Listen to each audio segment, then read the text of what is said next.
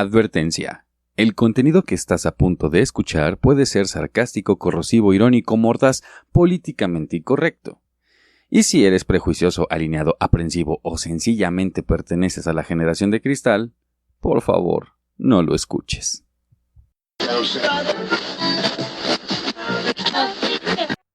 Hola, ¿qué tal, pandilla? ¿Cómo están? ¿Ya están listos para festejar el Día del Niño? Perdón, el Día de la Niñez.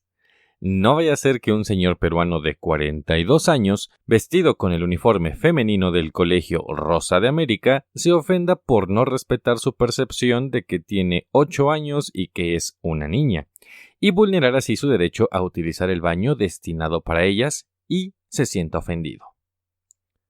A propósito de las vacaciones, ¿ya vieron la película del personaje más famoso de este mundo? Aquel famoso fontanero bigotón que fue creado por japoneses representando a un italiano, que recolecta monedas como judío, corre como keniano y además parece latino. ¿Qué les pareció? ¿Creen que le faltó un beso entre Toad y Mario? ¿O el villano es un acosador? ¿O bien que la princesa es una clasista que odia las tortugas gigantes que escupen fuego por el simple hecho de no ser un ser humano? Bueno, si ustedes consideran todas estas discusiones como estériles, permítanme estrecharles la mano y darles la bienvenida al podcast de hoy.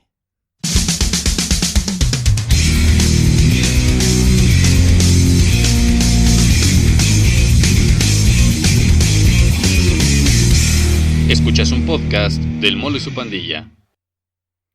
Y precisamente de esto vamos a platicar el día de hoy, pandilla, de la inclusión forzada. Pero primero hay que saber qué es la inclusión. De acuerdo con la UNESCO, es aquel enfoque que responde de manera positiva a la diversidad de las personas y a las diferencias individuales para que el enriquecimiento de la sociedad, a través de la activa participación en todos los procesos sociales y culturales de personas de toda etnia, color, raza, orientación sexual, género, edad, aspecto y creencia. Entonces, si es algo positivo que promueve la participación de todos, ¿de dónde sale lo forzado? Mis niños, pues muy fácil. Surge cuando nuestra generación de cristal, de la cual ya platicamos en este espacio, necesita que los personajes, libretos, guiones, libros, películas, canciones, series, videojuegos y todo aquello que involucre a personajes o personas sean reescritos con el objetivo de incorporar a toda la diversidad de individuos, aunque sean personajes ficticios. Saliendo de nuestras fronteras, tenemos el ejemplo holandés sobre su personaje Pedro el Negro, quien apareció en un cuento local en 1850 y era el ayudante de Santa Claus. Siendo el 99% de la población holandesa de tez blanca hasta finales de los 60s, no hubo mucho problema por ver gente blanca aparentar ser negra. Pero todo cambió cuando desde la década de los 70s inmigrantes de Marruecos, Turquía, Guyana, Surinam y el sur de Italia llegaron al país a trabajar. Como consecuencia, estas comunidades de cartón, cada vez más presentes, reclaman que la historia tradicional para niños no es algo digno de recordar, sino que habla de represión y de asesinatos por los dueños de los esclavos, por lo que piden se detenga la difusión de estos cuentos. Algo así como lo que hicieron en la Ciudad de México, quitando la estatua de Cristóbal Colón en la famosa Glorieta de Reforma, o retirando las placas del transporte colectivo Metro, donde se recordaba que el sistema fue impulsado e inaugurado por el presidente Gustavo Díaz Ordaz. O sea, quieren que la historia se ajuste a la corrección política. ¿Qué? ¿Es negro? ¿Mi hijo es negro? ¿Negro? Corrección política. Un concepto que ha tomado fuerza en los últimos años, pero desafortunadamente no lo inventaron mis niños de la generación de cristal. El término se originó a finales de los 80s, cuando la comunidad estudiantil de las universidades se diversificó. El término hace alusión a que debemos cuidar las formas y las palabras al expresarnos, aunque esto va más allá. porque debes cuidar cómo te vistes. Ya sabes, si eres eco-friendly o aesthetic. ¿Qué comes? Porque si comes carne, eres un machista de porquería. Y por supuesto, ¿cómo te relacionas? Maldito misógino. El término salió de las universidades y se emplea en todas las actividades sociales. Uno de los argumentos más interesantes es que su pretensión es enfocarse en quién eres y no en qué eres. Por ejemplo, para los hombres, la única palabra que se emplea es la de señor, mientras que para las mujeres existen por lo menos dos. Señorita, en el caso de no portar algún anillo de matrimonio, y señora, cuando ya lo porta. Entrando así al mundo de las desigualdades. Las mujeres con dos términos, pero los hombres con uno. ¿De qué patriarcado hablan? En contraparte, en Estados Unidos, 8 de cada 10 ciudadanos argumentan que el gran problema de su país es ser políticamente correcto, ya que limita la libertad de expresión. ¿Dónde está la línea entre lo que se puede decir y lo que no? ¿Quién determina qué es políticamente correcto o socialmente ofensivo? Estos matices en el lenguaje están llevando a que se reescriban completamente libros clásicos como El Principito o la saga de James Bond, donde no conforme esperan que el personaje de las novelas sea encarnado por una mujer de color en las próximas películas. Y ya no hablemos de su preferencia sexual. Bueno, si tanto les preocupan estas correcciones, no los veo haciendo lo mismo con las respectivas Biblias, que son bastante violentas, misóginas, androcentristas, patriarcales, falocentristas y en algunos capítulos heteronormativas. Y les recuerdo que son los libros más exitosos de toda la historia. Si les preguntamos a las empresas y corporaciones, es una causa justificada, porque sumarse a un movimiento social de minorías genera un alza en las ventas. Ventas que no tendrían de quedarse callados. ¿Y qué pasa? No pueden lanzar un comercial donde el típico ciudadano del país triunfe y ridiculice al chico negro sin acceso a oportunidades. Porque entonces me lo tunden en redes, piden disculpas y quitan el video.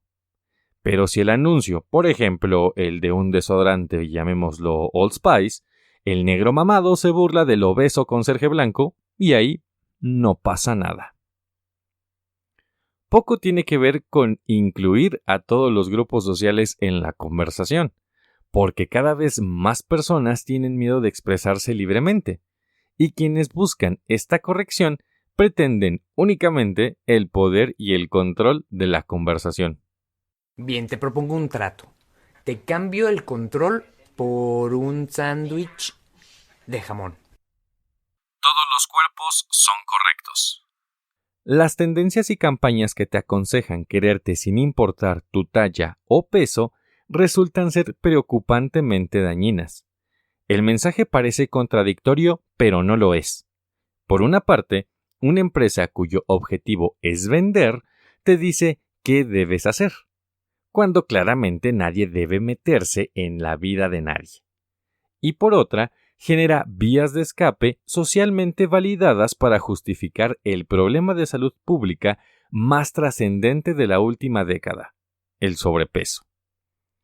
Imagínate llegar todos los días a la escuela o al trabajo y apenas entres te den tu palmadita en la espalda, tu estrellita en la frente, para que te sientas orgulloso de lo que eres en ese instante. Al cabo de unos años, todos analfabetos e inoperantes. Y es que a todos nos mama llevar las cosas al extremo. Además de que no puede llover a gusto de todos, pero de eso a pretender hacerle creer a la persona que tiene una condición médica poco saludable que debería de sentirse orgullosa y feliz por estar así, hay que estar bastante dañados. Ahora, vayamos, como dije hace rato, al otro extremo. Una persona que constantemente se cuestiona sobre el físico que tiene, que se mira en el espejo e interpreta una imagen distorsionada de sí misma, y que no se identifica con la realidad, porque está en el límite de morir a causa de una anorexia aguda. Eso no puede estar bien. Pero si hacemos exactamente lo mismo con la persona que vive con sobrepeso, que tiene exactamente la misma imagen distorsionada de sí misma, entonces hay que apoyarla y reafirmar su condición y percepción, porque es hermosa. No estoy de acuerdo en decirles lo que tendrían que hacer, porque la persona obesa es la primera en ser consciente de su estado, y decirle que se cuide poco o nada abona a mejorar su condición. Pero tampoco estoy de acuerdo en glorificar un estado que evidentemente le está afectando física y psicológicamente. 5 kilogramos de más, pero #orgulloso de mis curvas.